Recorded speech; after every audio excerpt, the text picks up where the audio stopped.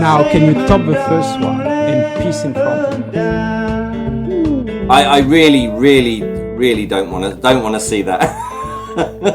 Well, no, Keith. When I take a piss, I don't actually do it in front of the guests, unless they request that I do, and then obviously, I don't like to let people down.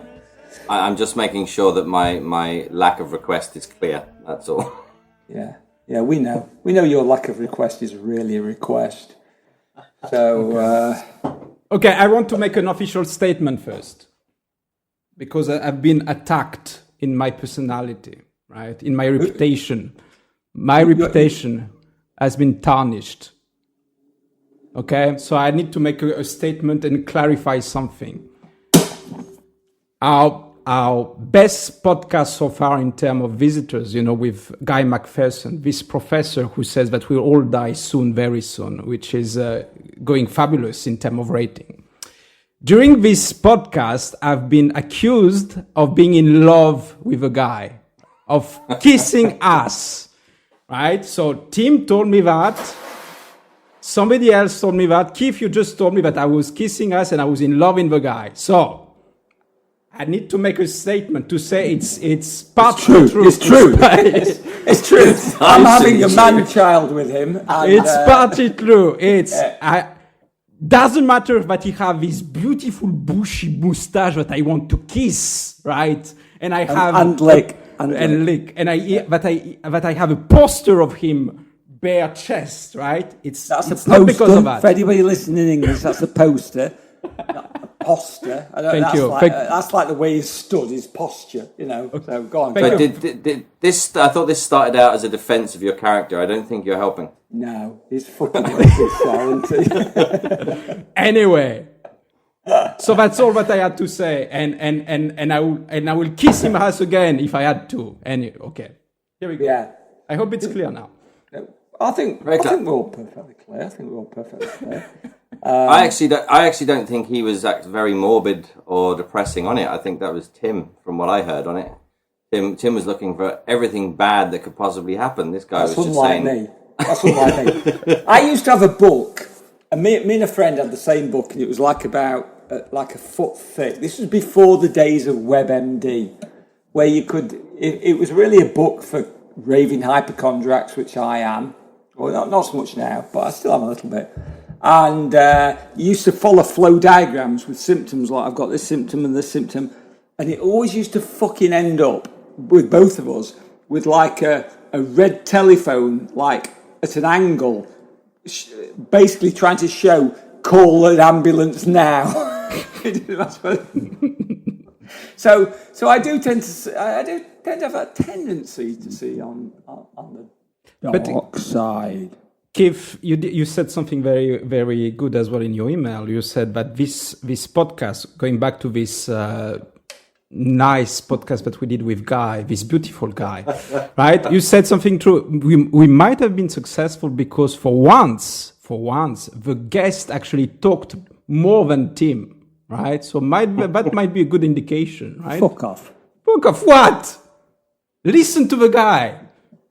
Okay. Anyway. I offended him now. Keith, welcome to the show. Thank you very much. I'd like to welcome you too, Keith. By then speak. Did you not know beer was obligatory? Oh, I heard it mentioned in one of the other podcasts. I didn't realise it was obligatory. I only have coffee. Yeah, coffee with brandy in it. We know that. It's brandy with a splash of coffee.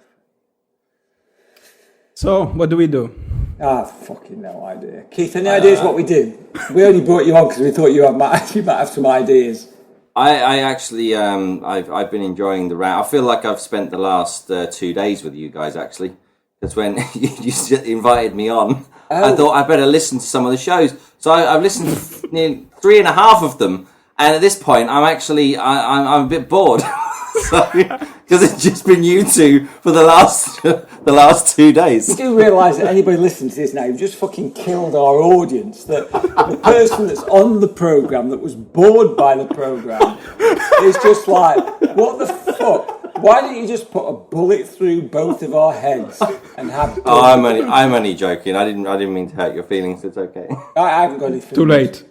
I wasn't gonna go that far. Fucked anyway. So you go and get some alcohol, Keith. So, Keith, you live in Ireland, right? I live in Ireland. Yeah, I've been here the last 15 years. Genius interview question. Okay, you know how you from Ireland. You live in Ireland, don't you? You know the first question that you always do, Tim, with a guest, you say, okay, can you talk a little bit more about yourself or something like that? Which is, I think, you do that if you're boring. No, it's you that do that. It's the dumbest question ever. Can you say like something like, what animal would you be, or something like that, if you have to describe yourself? You know? Okay, I'll think of something for Keith. Keith, if you had to be a football team in England, soccer, for anybody listening, which team would you be? Derby County, because you're a big ram and you're a stud. Sorry, carry on. Did Derby still have a team? Hey, fuck you, mate. We're top of the championship at the moment, so that's how in touch you are with football. So, when did that happen? Last time I looked, it was Bournemouth. Well, we're equal top with Bournemouth. Fucker! I do not want guests on bringing facts, actual factual information to this programme.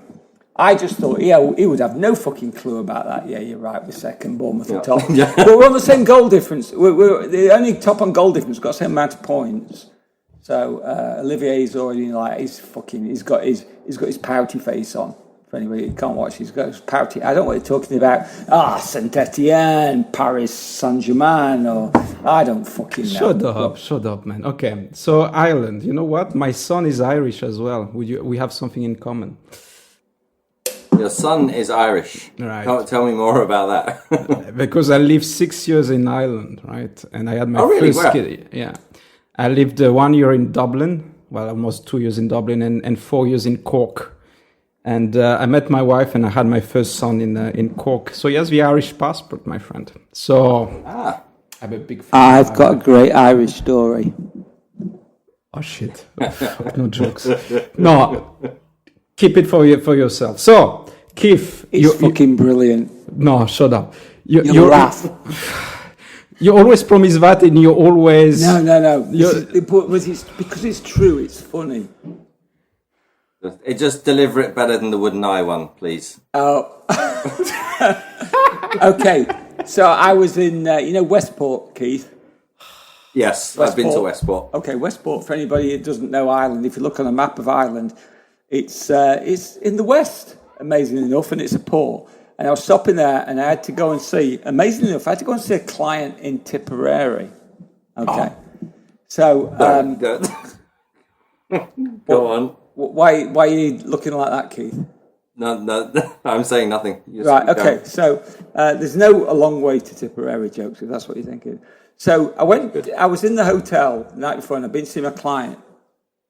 And I went up to the reception. I said, I've got a meeting tomorrow morning at 8 o'clock or 9 o'clock or whatever, I can't remember. In Tipperary, how long will it take me to get there? And she goes, Tipperary. I've never been that far south myself. Let me find out for you. Oi, Mr. O'Brien, come over here. You're a traveller. How long will it take this gentleman to get to Tipperary? And he goes, Tipperary. Oh, I've never been as far as Tipperary myself. I'll tell you, you'll know. Mr. Macken over there will know. Mr. Macken, come here. This gentleman wants to go to Tipperary. How long will it take him? And he said, Tipperary. It'll take him a good 4 hours.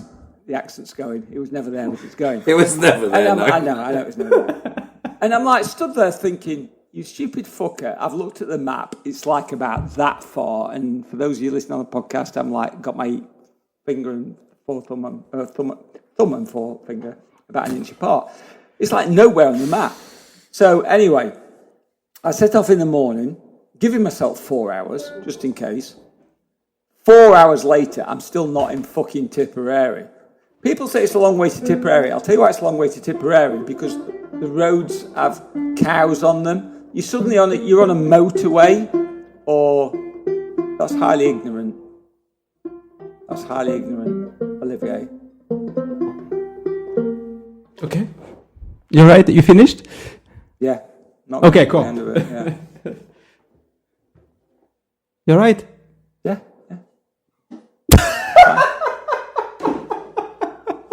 Anybody want to email me in for what the punchline was, we can do it. But Olivier was a bit pissed off because I was ignoring him. Okay, so we've got to hear the finish now.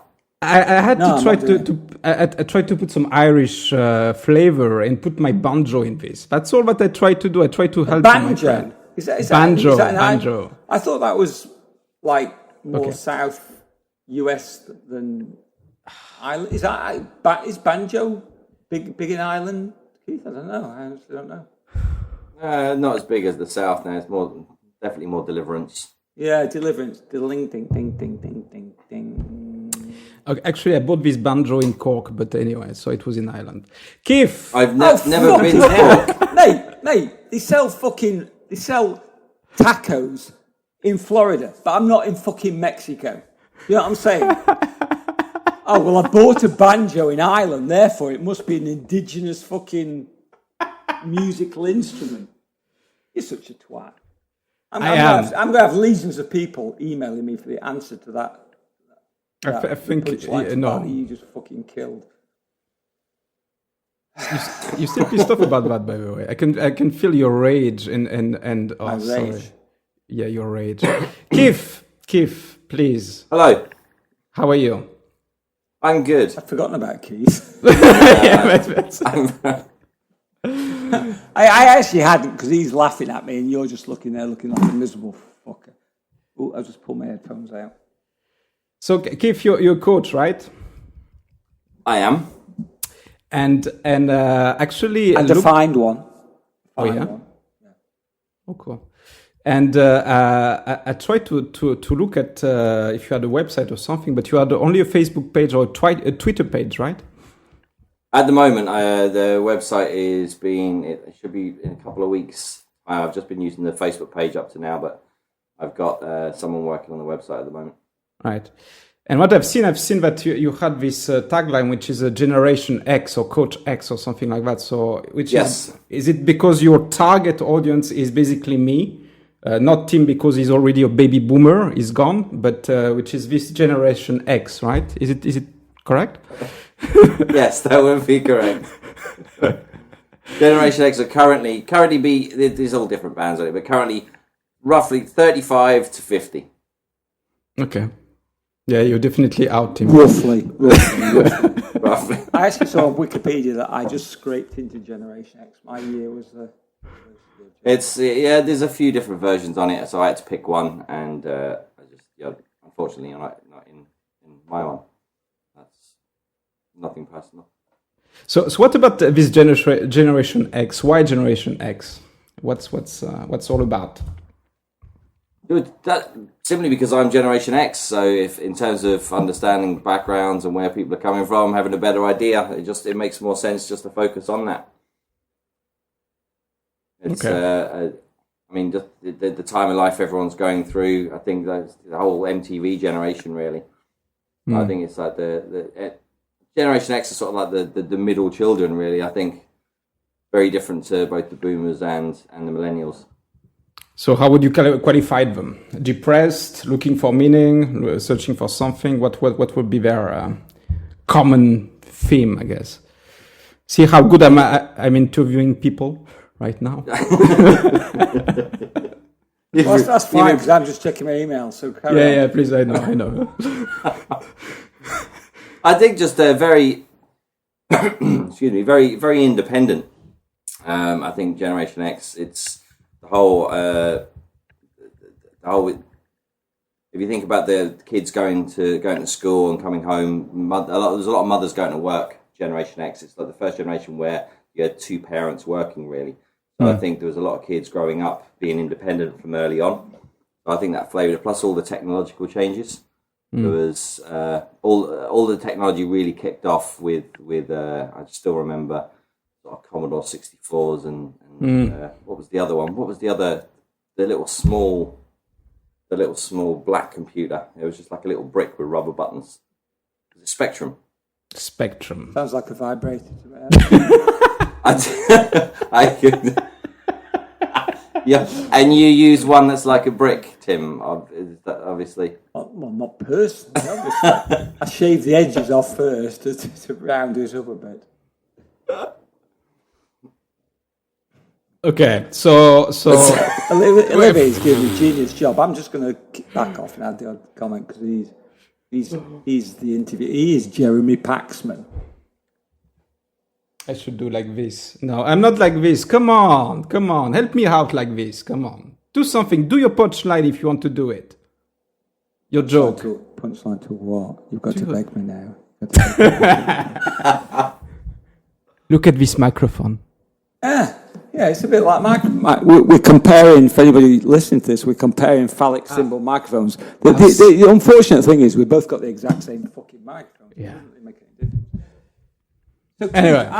one of the reasons I asked Keith on was because I couldn't think of anybody else. But other than Thank you very much. I knew he'd be free because he's got no work.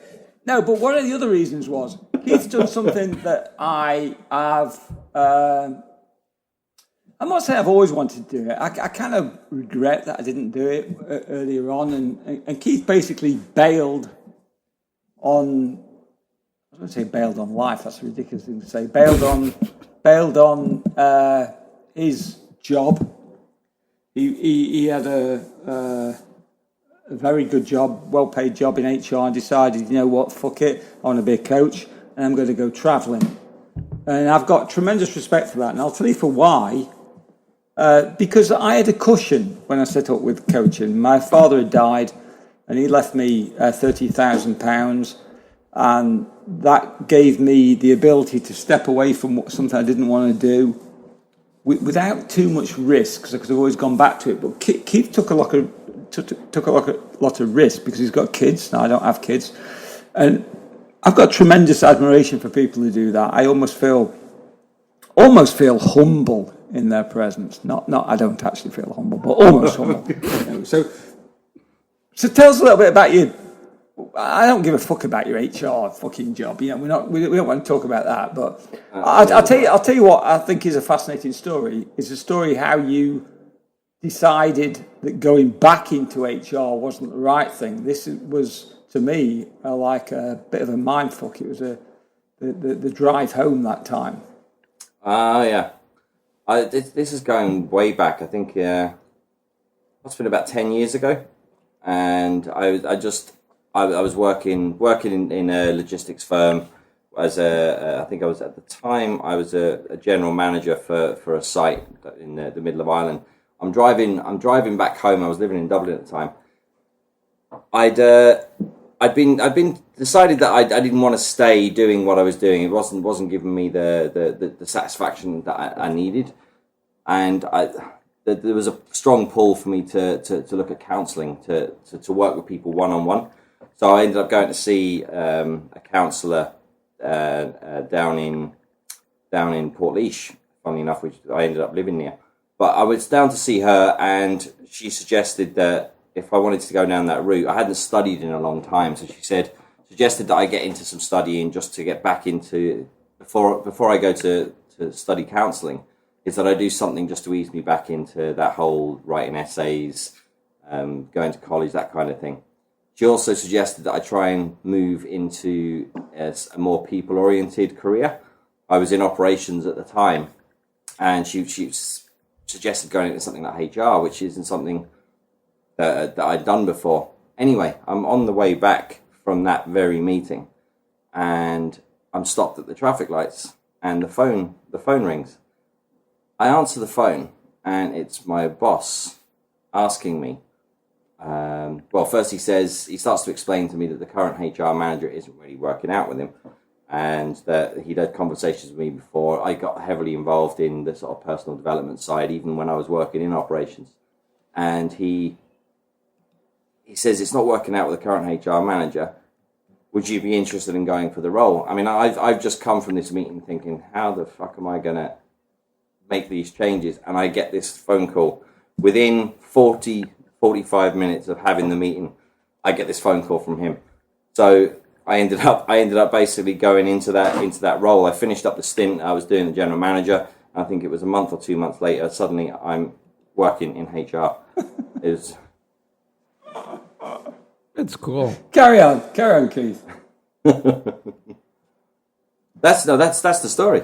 I work in HR, by the way. Anyway, Sorry? I work in HR, by the way. You work in HR as well. But anyway, so I did not know. Well, yeah, no, nobody is perfect, huh? But you know, so from actually, it's a good thing, good perspective, because from HR you went, you know, so you were general HR, right?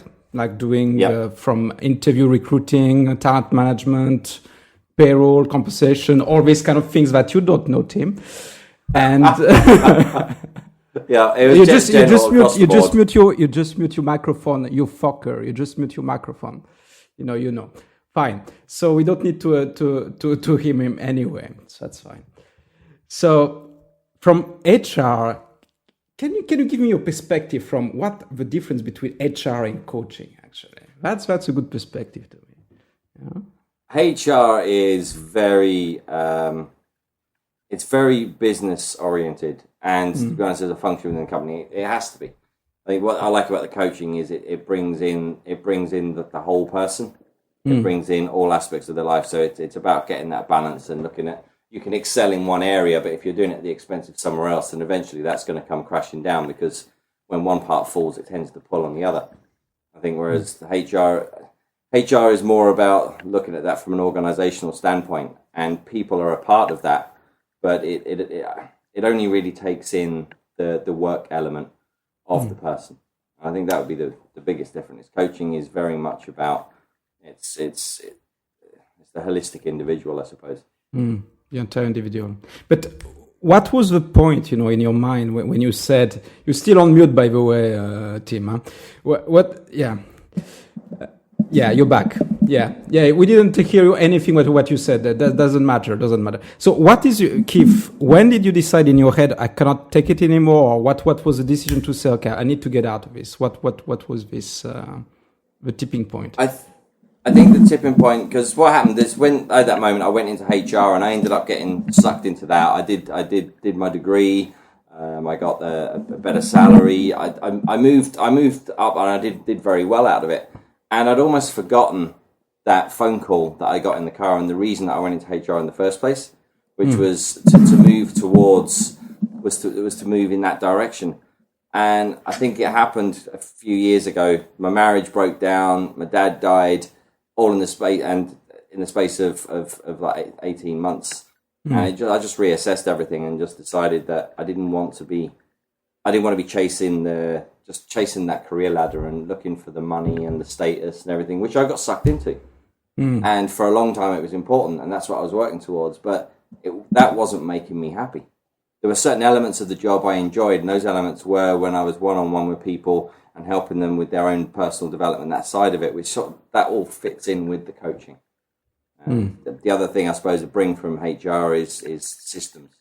I think a lot of things people do are systems, even on an individual level. We're so much alike, my friend. I'm exactly like... Yeah, you're both boring as fuck. Shut up! I prefer Keith's story about... Oh, we can hear you now? About what? We cannot hear anything, my friend. Okay, forget it. It's a failure, my friend. You come on. Forget it. It's the Twilight Zone. Yeah, sure. So, but it's to me, it's actually, I have today, right now, I'm still employed. Okay, and by this company, and I'm reaching soon enough. I will reach my 40s, which is in 6 months time. And I I had exactly the same, chasing the career, chasing the the money, and I still feel something which is, something has to change here. Suddenly this career and chasing the money is not that important anymore, right? And I think many of us, when you say Generation X, I think, and when I talk to my generation around me, many of us are like this, right? But the only difference that that people don't go into action is this fear, the fear of, oh shit, what will happen if I quit? What will happen? I won't be able to pay the bills. But the most recurrent things that happen is always the bills. Who will pay the bills? The freaking bills, And this fear, people will rather stay in this job that they start to dislike, or they are not that they need something to change, rather than to step away. So, what did make you step away? So you fucking courageous, like did what Tim described before. So what I mean, what happened was I'd set myself sort of a target of about 2 years to go for it, and that whole process was ease off again. No, but he's going for a wank, not for a piece, by the way. Huh? I'm definitely glad I can't see. Yeah.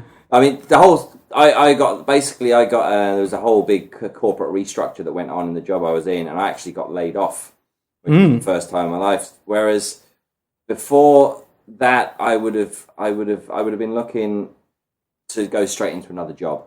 But that's where I made the decision, and I decided not to go into it and to try and make the coaching work. And now was the time. It just felt like it was a big sign that it's whatever way you want to read it. For me, it was like that happening at that point. And what happened as well is it was 4 weeks before that I got a call from a headhunting agency offering to put me forward for a role which was a bigger role than I was in. There was more responsibility, more status, more money, and I took the first call. And then I went away thinking about it and go, what am I doing? This isn't what I want to do. Why would I do? So it just hit me. It's like I'm doing it again. It was just going to the next one, the lure of the bright shiny things, and so I just called the agency back and said, look, it's like I said, now's not the time for me. I said, so I'm just going to withdraw from the process, and that was it. And then 4 weeks later, I got laid off. So it was, for me, it was like if there was ever a time, it had to be now, because there never is a right time. There's never a right time to have that conversation. There's never a right time to go for that job. There's never a right time to take that trip. There's never a right time to have kids. There is never a right time. So for me, it was that was the opportunity for me to go for it. So you'll have always excuses, is what you say. There's always excuses not to do it, like maybe next year, or, when this will happen and when I will have more money, then I will do it, right? So that's the right thing. So, and I assume, your clients, your coaches, the clients that you're coaching, do they come with the same issues or the same that you experience, this wanting more for life or wanting to change or something like that? Is it It's a lot of it is it's the will. It's the people want to change, but it's like you said earlier. I think a lot of our generation have got locked into a kind of lifestyle, and that I think we grew up in quite affluent times, really, for a generation, and we got used to a lot of things to the point where just from my own point of view, I've just come back from 3 months in Southeast Asia. And I'd spent 3 months living out of a backpack, and I didn't miss anything. I've got a house full of crap, right? that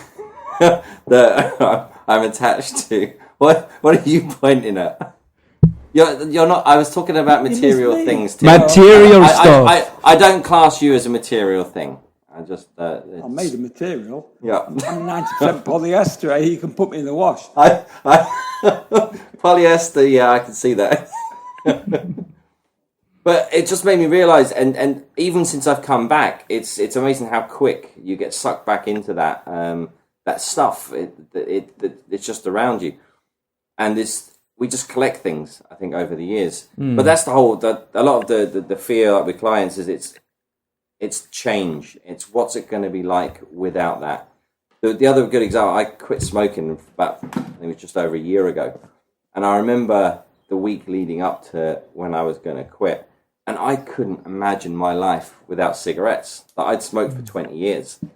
And I was terrified just of what my life would be like. So when you think about, if you extrapolate that out and think about people who are thinking about their relationships and where they live and the job that they're in as well, it's like that magnified. We've got locked into clinging on to what we have rather than looking at possibilities of what else is out there.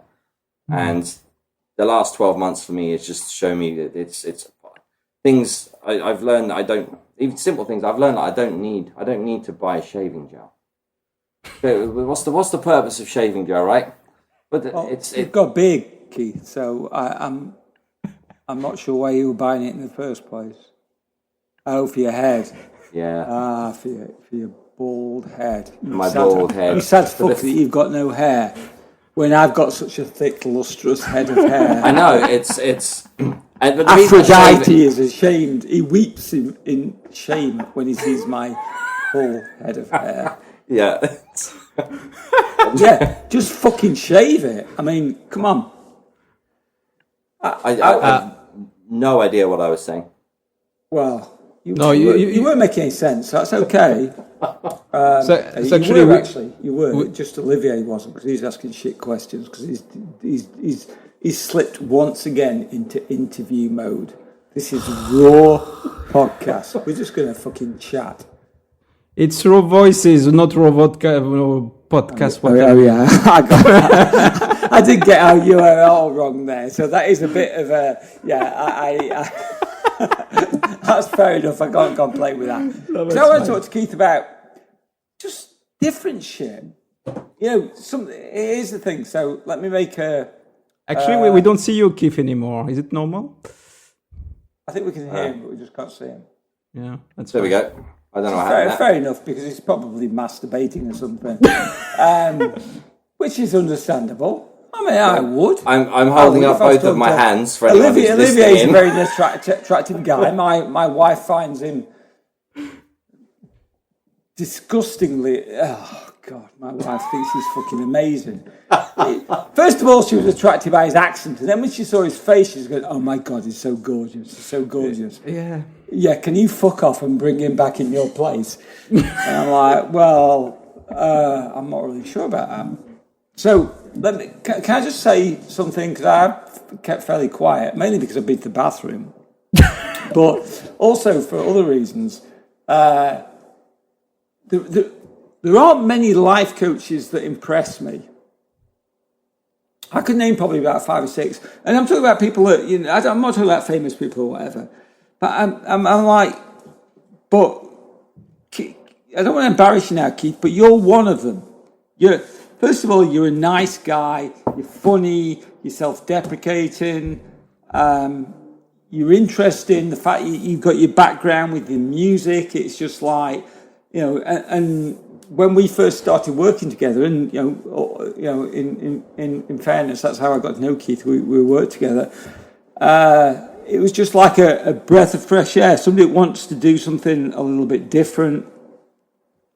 And then when you went and did 3 months in Southeast Asia, I was like, oh, fuck, I'd like to have done that.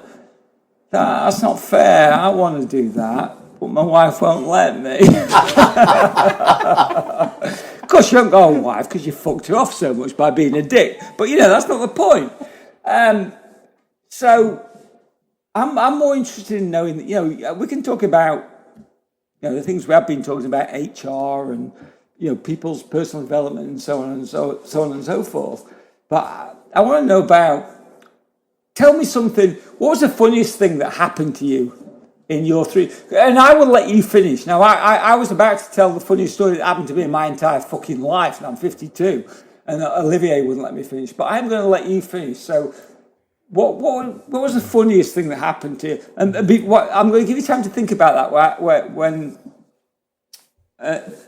Why I just tell a very, very, very, very brief story. My sister, who's just come back from Southeast Asia, and she's older than me. She's like, she's 59 and her husband's 70. And they go to like places like Cambodia, Vietnam, Burma, every year. And they've just come back from, and I'm appalled to say I can't even remember which country it is. It's one of those three. And they were on this boat, and she took this picture, and she said this boat is just filled with chickens, dead chickens, people hanging off the edges of the boat to get across the water, and just all this thing. And I was like, and I just responded very flippantly, fuck, I could have gone on a Caribbean cruise for the money it cost you to go and experience that. Now, I was being flippant because I understand, that's an experience to see different cultures and what have you. And I'm not being, I've got a tremendous amount of respect for her. She hiked 1,000 miles through a jungle once to stay in a beach hut that was then covered in mosquitoes, and she got bitten to shit. So tell us a bit about that. That's the thing that I think people find interesting, because it's like, takes them out of the comfort zone. Olivier's shaking his head saying, no, they don't find it interesting. Well, Olivier can fuck off, and he's just sent me a text message. I will reply to that after. I will let Keith do this, but after I reply, okay? Yeah, well, don't bother replying, just fuck off. What was the question?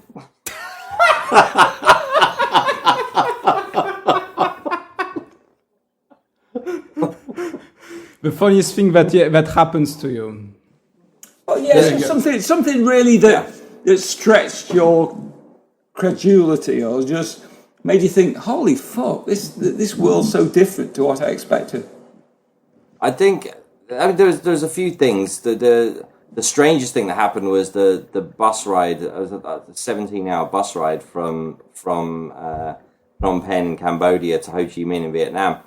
So we got onto this bus that we had to change over. And I came from Chinookville on the south of Cambodia up to Phnom Penh and changed and got onto a bus. So I got onto that bus, and there was 4 people that I'd met at the, where was it? It was at the border crossing in Laos. There was 2 of them there, and then I met them again in Chinookville. And then when I got onto this bus, I walked upstairs, and they were the first 4 people that were sitting there. But anyway, I travelled all the way through Vietnam with those guys. And the very last bus trip, we were travelling to Hanoi. We'd been on the bus a couple of hours, and it pulls in. They do these stop-offs at these weird stations where everyone gets food and goes to the toilet, and everyone looks the same, and they all sell Pringles and Oreos. I don't. Whoa, hang on. Everybody looks the same, did you just say? All of them look the same. Okay. The places, not the people. Oh, the places. Sorry, fuck. Thank you. I thought we were going to have to scrap this entire fucking podcast then. I'm like, oh gee, it's just but like I have a black friend. people, they all look the same. And Yes, they all look the same. Yeah. But I have all the places. Thank you Yes, so much. all the places. There's like the same shaped buildings, the same tables, the same tablecloths. I am so the whole happy. lot. I am so happy. Thank you. We are not racist. That's fine. Go on. Oh God. Well, I'm glad I clarified that. No more than I am. Trust me. Yes. Anyway, we're stopped at this one of these places that all look the same, and there's the 5 of us decided we'd had some food before we got on the bus. We at this point we were well used to the long journeys, and we decided to do everything beforehand. So we're on the bus, the 5 of us. The bus driver and his assistant have tried to get everyone else off the bus, and we're saying that we don't want to go to the toilet, and we don't want to eat any food. We're going to stay on the bus. And they start getting really edgy, and because we haven't got off the bus, but they're not causing too much of a stir at this point. Then what they do is they turn all the lights on the bus out. They turn the bus off, everything. They park it up over the way in the corner, and they start bringing on these really big black bags with some kind of boxes in them. And there must have been about 15 of these that they brought on, and they're bringing them in and they're hiding them underneath the seats. Some of them that people are sitting on, they hide them in the toilets, and then put the toilet as being out of order. It's all looking really dodgy. There's the couple that I was there was a Geordie and a Scots girl who I'd met along the way. Excuse me. Geordie Yeah. equals person from northeast of England. Usually Newcastle, Sunderland people who are northeast will be offended by being called Geordie. Tim, He you was don't need. from Newcastle. There you go. So it was a Geordie. What you say, Olivier? But Tim, really, you don't need. Sorry, just one sec. Tim, you don't need to be so close to the microphone. You know, you can relax a little bit, right? Okay, thank you. Carry on, Keith. Anyway, they're sitting at the back because there's a lot more room. Tim really has some issues, doesn't he? Right now, Tim is giving a blowjob to a microphone. This is what's happening. No, I for wasn't. Of course. That's fine. Because if this was a video, you could back up your evidence. Now you're just making stuff up. You're recording, of course. You're recording the video. Remember? I know that it's recording Yeah, I'm automatically. also deleting the video. No, of course not. I'm doing the same from my end. Oh, you cunt. It is. You think, Keith, this won't get you any clients, but it's a good laugh, isn't it? Hey, that's it. Well, I'm not going to tell anyone about it. I just Fuck would. Listen, mate, I've got 10,000 subscribers, and those fuckers have no clue to what I'm doing. So, carry on, because this that's the basis of a really good story. I'm like, this is Tom Cruise Mission Impossible. No. Oh, shit, whatever. I don't know. Fuck it. Go for it. Anyway, it's all. I'm sitting in the middle of the bus with the other two English guys that are part of our group of 5, and the couple there, and I start hearing this: "Get your hands off me! Don't you dare touch me!" And they start getting really aggressive. And there's a lot of this guy. The tension on the bus then with these guys, they're not happy at all with us staying on the bus. They've decided to carry on with us on there, but hopefully by turning all the lights out, we won't see what's going on. The fact is, all this is getting really suspicious. 10, 15 minutes later, everyone else gets back on the bus, and the bus pulls away.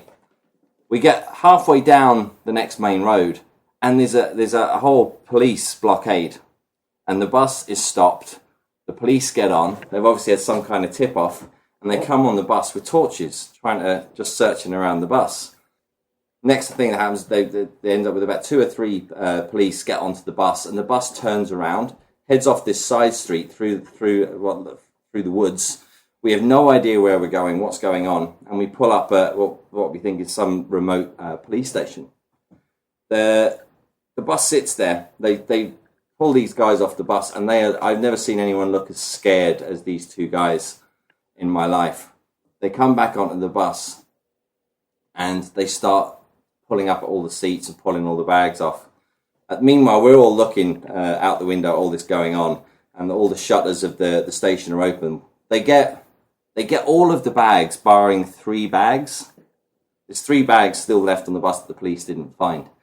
But we sit there for 2 hours. They take the guys inside. They close all the shutters up.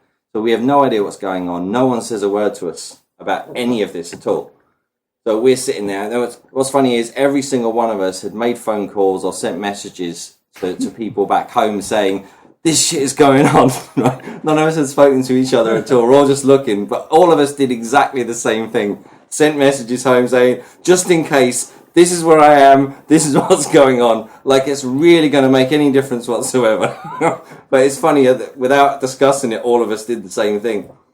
Anyway, so for 2 hours we sit there. The driver and his assistant come back out, get on the bus, and drive off as if nothing's ever happened. No one says a word about anything.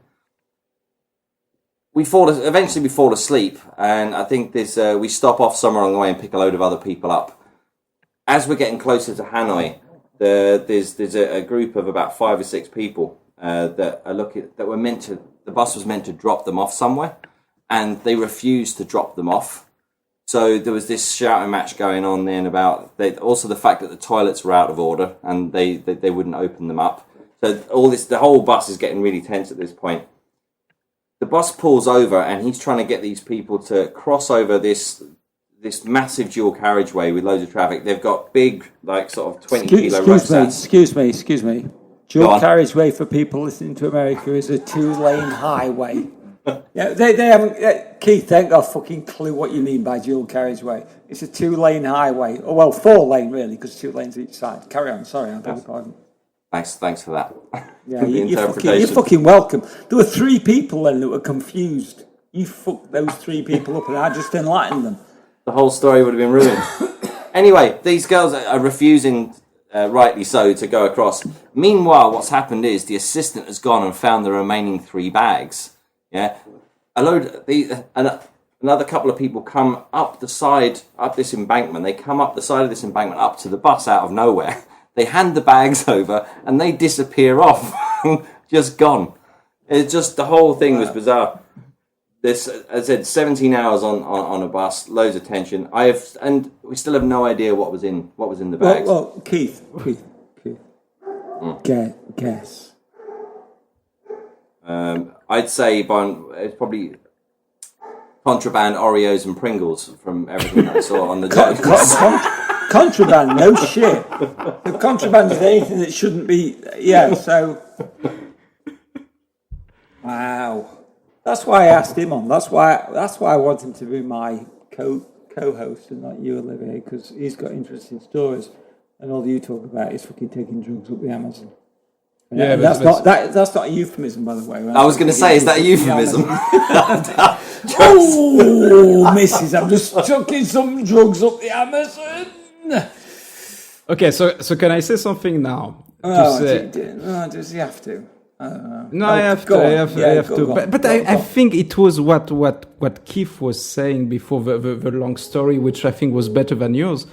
Even if we didn't have a punchline. Yeah, I know. Was that he changed career, he did it. He fucking did it. This is so interesting to me right now, because I have so many people that I know, including myself, fucking self, but I want, to take this first step, What the fuck?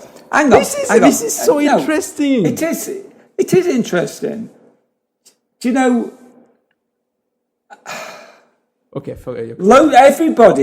everybody that's a life coach has changed careers.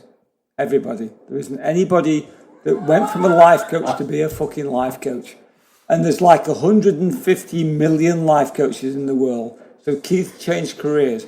What I think's more interesting is the kind of thing that he's done since then, i.e. travel the world, that kind of story. That to me is way more interesting than somebody that changed careers.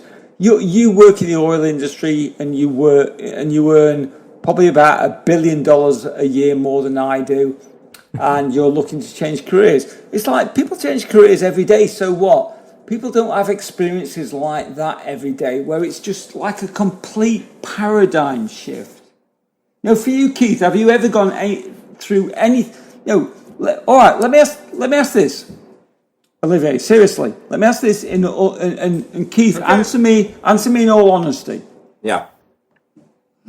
Was the change from HR to life coaching more memorable or distinctive or whatever word you want to use than going through the experience you went through on that bus? No, I mean the traveling that's a complete as you said, that's a complete paradigm shift to just seeing life from a completely other perspective. But by the same token, I would say actually stepping out from the corporate world into trying to work for myself, that had as many terrifying points and still does. It's still a big change. It's not as memorable. It's difficult and it's different in a lot of other ways, but in terms of being memorable, nothing's going to take away from that Southeast Asia trip. That was just like 3 months of completely a world that I've never experienced before and can't wait to do again.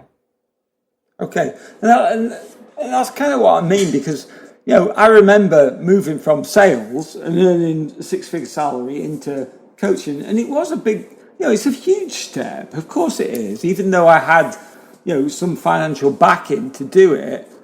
But it's not. To me, it's not as memorable as my story about when I was in Ireland and going to Tipperary. That's what you call a callback, folks, in comedy. Yes. No, but seriously, it's just like, there's things that we're always going to remember. Like, any major change is going to be significant. I think it's those landmark moments. To me, Keith will be telling that story probably for the next 30 years. Hopefully. I'm not sure it's 30 years. If I can still remember it, then I'll be still telling it. Yeah. But that's because it's fascinating. You had me hooked. I shut the fuck up for 5 minutes. How hooked could I have been? Olivier will back me up on this. I was like, oh my God, what the fuck was in those black cases? I was just like, I was really intrigued. I moved from HR to life coach, and I'm like, oh, fuck, somebody else has moved into life coach. No, do you know what I mean? I know to you it's personal, and I'm genuinely not demeaning this. I think this is important. I really do. And Olivier's looking at me like I'm the scum of the earth, but I do think it's important. But I think it's those real. My co-author with Has Vision Happy, John Strzelecki, talks a lot about experiences rather than acquisitions. Exactly. That was a big shift. That was a massive shift for me. I remember in my 20s. I never went on holiday anywhere.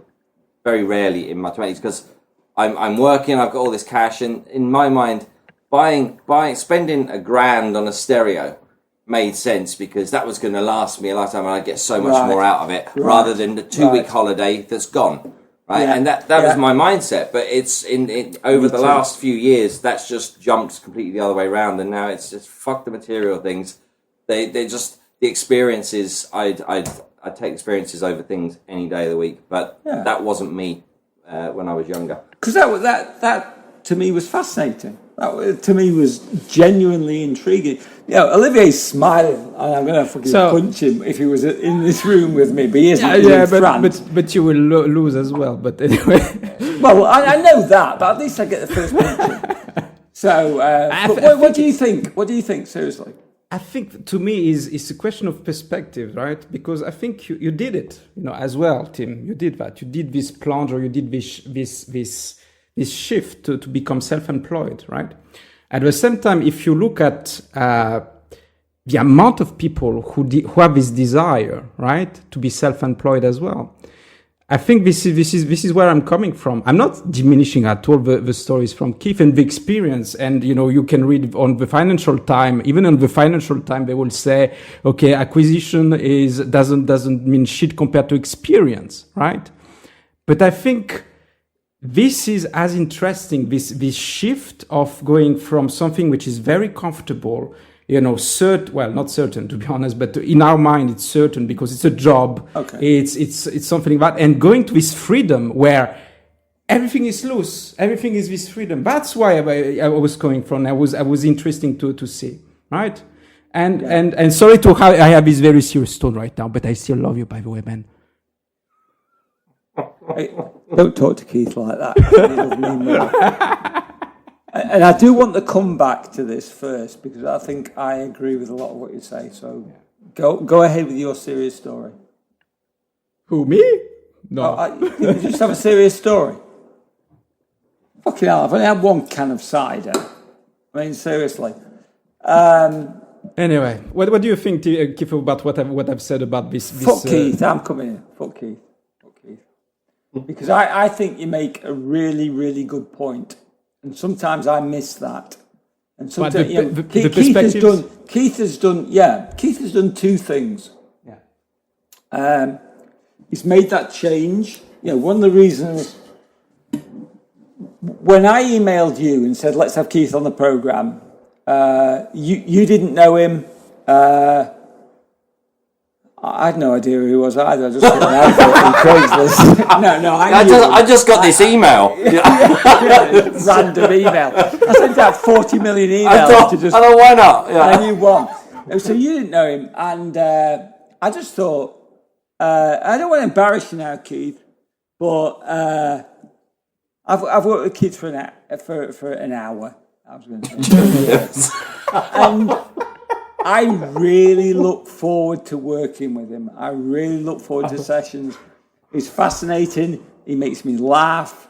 He's just like got this sense of fun, and he moved from that corporate. Am I groveling to it? Am I doing what you've done now? You in love, man. You're in love with Keith. I know. I'm in love with Keith. Yeah. Keith, I will blow you later. What have I done? But it's just like, it doesn't matter. I said what you've done, not what you've achieved. Yeah. You know, I don't know whether you'll go on to be a great coach or what. None of us know that. No. But you've demonstrated a tremendous amount of, and anybody that's listened to any of these, this is our 12th podcast. Olivier, I don't know, but it's somewhere around that. And I don't suck up to people, but I've got a great admiration for the fact that you fucking just said, this is what I'm going to do. I'm going to walk away from a well-paying career, and I'm going to do it. If it works, great. If it doesn't, then I'll have to figure something else out. Yeah, and I think that's the biggest shift. Is it's not the doing it. It's whatever happens now. But if things, I've got that experience. If I need to go back into that, but I don't have to do everything the same way. And this is the thing that traveling showed me as well. Is that there are different ways to actually. There isn't an either or. There isn't a case of you work in the corporate world 9 to 5 doing this job, or you work for yourself as an entrepreneur. You can. What it's about is what kind of lifestyle do you want, and how many different ways can you do that? And this is what the last sort of year or so has shown me is there are different ways. I could do a part-time corporate job and do my coaching if that suits my lifestyle at that period. What's most important is that I'm happy doing what I'm doing. So it's not about the corporate or it's about the non-corporate. It's about am I being fulfilled by what I'm doing? And what I don't want to do again is go back in and spend the biggest chunk of my week doing something that doesn't fulfill me or doesn't actually just inspire some kind of passion along the way, something where I actually feel like I'm doing something worthwhile. And that's the big thing. And it doesn't have to, it's not an either or. There are different ways to do it. I met so many people traveling that are these digital nomads that are out there, and they work so much, they go back in. I met a German woman in Cambodia who spends 6 months of the year in Germany working her ass off and spends the next 6 months sitting on a beach reading a book. I mean, that's a different way of living. There are so many different ways, and that's for me is the important thing. So it's just getting away from this. It's this either or. You do it this way or you do it that way. There are so many different ways, and that's the biggest thing.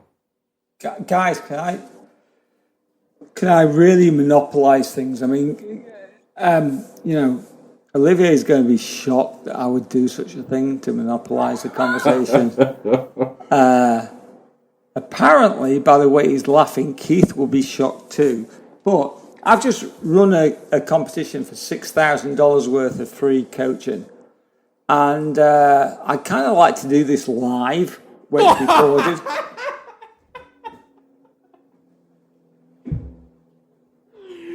Tell me that you do that. What? You are not the winner of your successful competition. Well, no, I don't give a fuck. It's only because I thought it might be more legitimate if I could share screen and do it. But it doesn't matter. No, it's okay, I'll do it. Oh, for fuck's sake, don't do that. Come on. Come on, team. Come on. Olivier, he has to do it. He put it on his he put it out on a blog post. I apologize, I didn't. Tim. Didn't. I said I'd do it today or tomorrow. I apologize, Tim. Do it, please. I'm sorry. Pardon. Pardon. Speak fucking English. Fine. Don't be grumpy. Why? Okay, fine. You two really are like a married couple. I know, we are. Okay, so I have to go into... how do I... Can I still scratch? Scratching. Okay. No. So, I want to be able to share screen.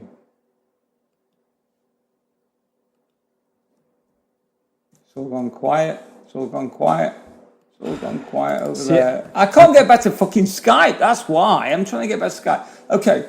Oh, no. It's fucking I'm very respectful, and I like you.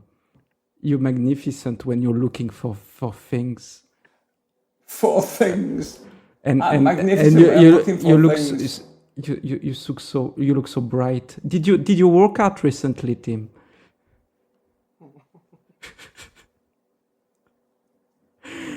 Anyway, you talk between yourselves while I find this.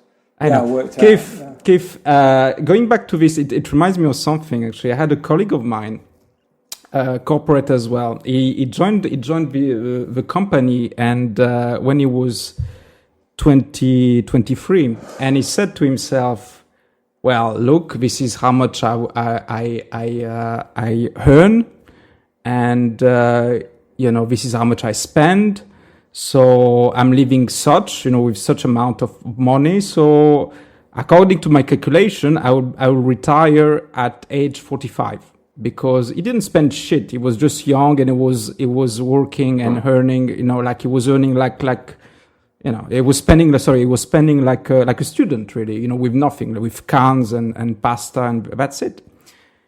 But the more he earned money, his lifestyle changed, right? And then he said, okay, from 45, 50, and then from 50 to 52, and now basically it's just like us, 65, because you adapt to your lifestyle. The more you earn, the more you spend your money. You have this tendency of spending your money, and you take your mortgage and all this stuff. And that's a question actually that I'm curious to know is. Because I guess this is what you do, you downsize, right? Or you spend less, or you concentrate on what is important. Right? Yeah. So how hard is it to do this? How hard is it to go back to these essential things? I found coming back from traveling, I found it a lot easier because I got used to looking at how much I'm spending. I know I'm on a budget. I've got very few things. So just the traveling, if anything, that prepared me for coming back here. And I'm actually, in terms of managing my money, since I come back from traveling, I'm so much more on top of it. In terms of the it's even down to like the clothes we wear. I think I don't know if you ever heard of Parkinson's law. It's basically around it's around time basically. If you've got a certain amount of time, it's around Parkers, isn't it? If you have a fishtail Parker, you'll look dead cool. If you don't have a fishtail Parker and it's glossy, you'll look like a complete fucking dick. No, it's about if kids hold you down. If kids hold you down the playground and put a Parker on you back to front and do it all the way up, you can't actually undo it. Oh, okay. That makes sense. But I was a mod, so I was more into the Parker thing. Can I do this now? Seriously. Are you ready now? You can. Yeah, I really want to do this. But you fill time, you fill space, and you use money. We adapt to what we have. So if we reduce what we have, then we adapt to it. Shut the fuck up. You're not a presentator yet. You can talk now. I am going to invite you to be one. And now you just mentioned the money. But okay, anyway, we go. How do I? Oh, okay. I'm going to share my screen. But this That? podcast. No, because I want to do it. I want to do it professionally. So share my screen. Can you see it? No, we don't see shit. Well, it's very small. But that this podcast will be live in. Just can you see my fucking screen? I can see your screen. So it says win free coaching for a year plus more. Yeah. And then it says manage giveaway. Yeah. And then nothing happens from there. So I'm going to go back again. So, what the fuck? Hang on, I have to go back into my emails. It feels a bit like Eurovision now. Okay. Manage giveaway. Okay, Keith. So while he's doing this for the next 15 minutes, what the fuck? Oh, draw. I've seen it. Draw. Judge Gold. Oh, I wanted it to be Keith. So did I. That sounds like click, that says sounds click like, here to change. Should I change now? Okay. So that was more anticlimactic than the first fucking Wallace bouncing bomb that went fucking straight over the top of the dam. So do you know who that is? Eh? Do you know who that is? No, I'm not there. Should I?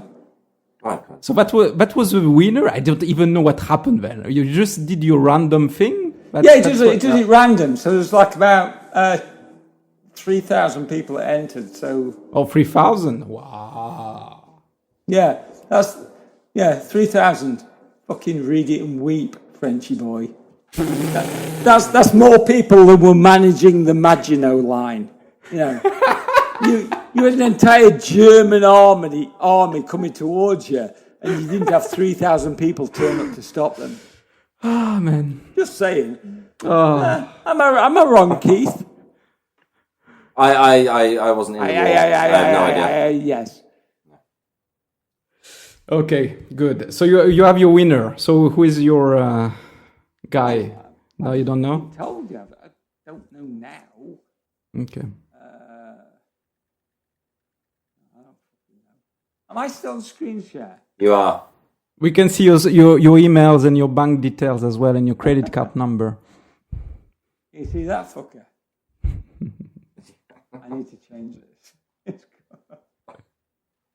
Oh my God, I'm so glad I haven't got a client for the next few hours.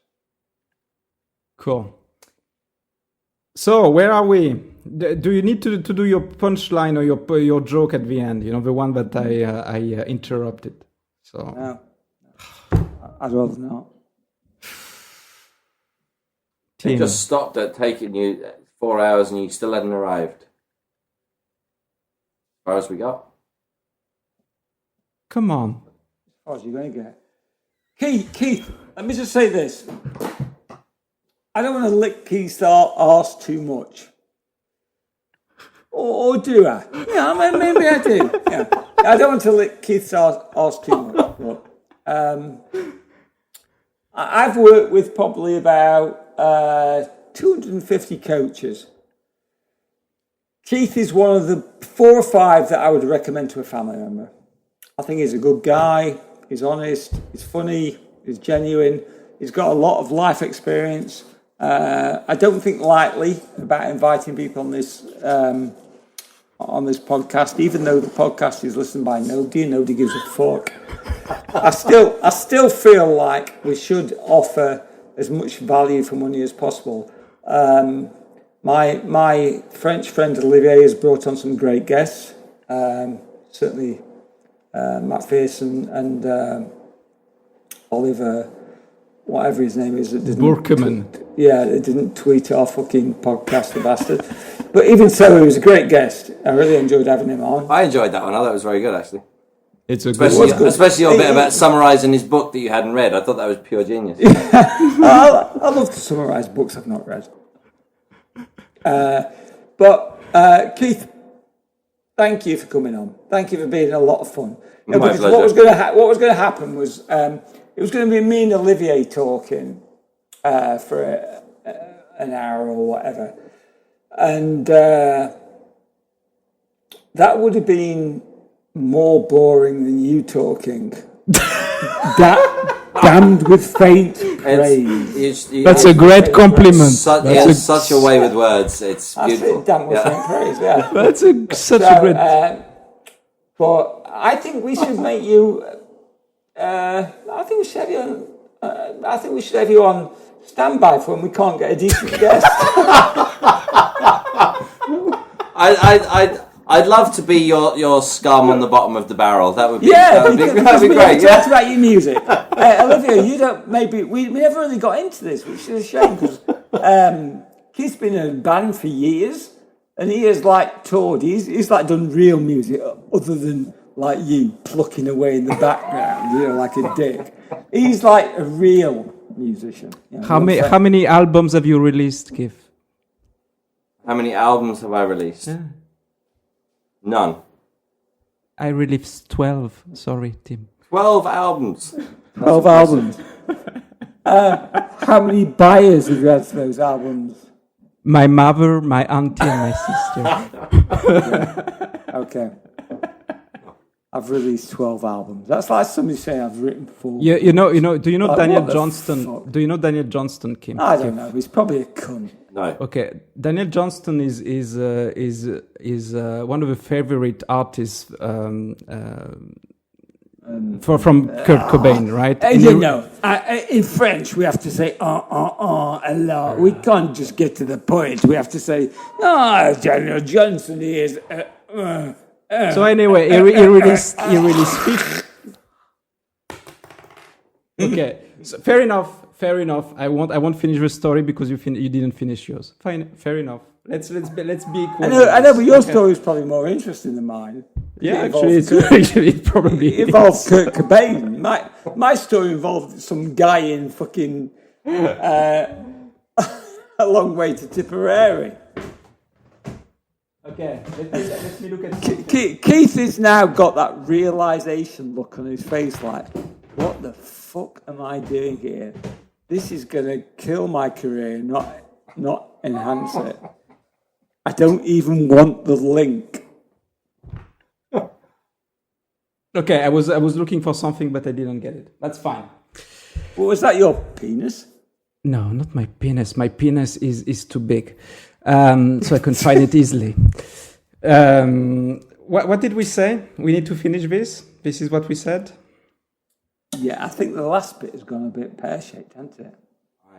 We've talked about size of penises, and we've gone all a bit racist, and I think it's fine. Keith's gone very quiet because he's like, what's happening in Keith's head now is this conversation.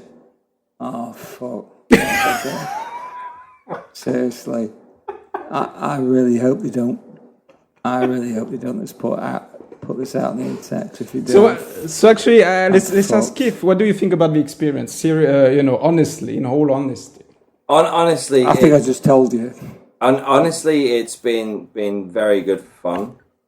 I suppose it's the times of going back to a child when my parents were arguing. There were a few moments that I felt transported back there, but other than that, it's been a lot of fun. What were your parents on the call, Keith? What are you saying? Because me and Olivier we just spoon every night. I mean, we love each other. Now we wind each other up. I know. That's it. No. That's probably what your parents did actually, because my parents used to wind each other up. So, Keith, can I just say thank you? Thank you for coming on. And, my pleasure. You did come on at short notice, I know, and. And I would like to say that actually I was very interested before I was interrupted by Tim to say this it doesn't interest me. Prefer to have all the small story, but what you did actually is very inspiring, and actually this is what I will wrote. When I wrote the blog post about what it is all about, and what it's all about is this story about these changes and how you handle the change and how you become happier. I guess that's it. Thank you very much. Thank you. It's been fun. Would you be up for coming back again at some point? I'd love to. I'd love to. Sometime in 2019, yes. No, I'll do it earlier, but now that I know to bring alcohol next time, you should. Don't drink alcohol. He's been drinking beer all the way through, and I did have a pint of cider, I must admit. So, Keith, thanks, mate. I appreciate it. I really appreciate it. Olivier, I appreciate you, even though you're a bit of a dick. Oh, you're very attractive and you got a nice accent. And you, because with your opinionated ideas. Opinionated ideas. It's so easy to take the piss out of kids. I know. Opinionated. My opinionated ideas. Yeah, that sounds like something you do to a cow. I'm going to opiniate it. Man, and insert this the real difference between you and me. Whatever I say, it's sexy, right? And in your wife's found it's sexy. Actually, he's got a point. Actually, exactly. That's a big point. You could say fuck you. I'm going to fuck your ass. And then she would go, ooh, that'd be lovely. Tim tried to do that once and he wasn't allowed to do it. You better cut this fucker out. Yeah. You better fucking cut. Obviously, I'm I serious. will. Absolutely won't. No, you fucking better cut that out. That'll be at the start now. Just Yeah. Exactly. Actually, now that you mentioned it. A nice opening. It just grabbed going to the say, attention cunt, right from the fuck, beginning. Twat, bastard, fucker. You better cut this out. I don't know. I'm going. Okay. Bye-bye. Thank you. Good to see you. And you. Talk to you again soon. Cheers. Bye bye. Yes.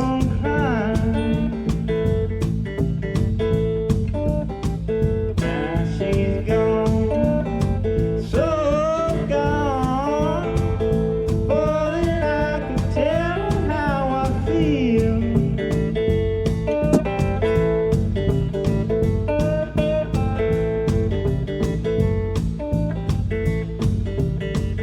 Well, I wish I had carried you home.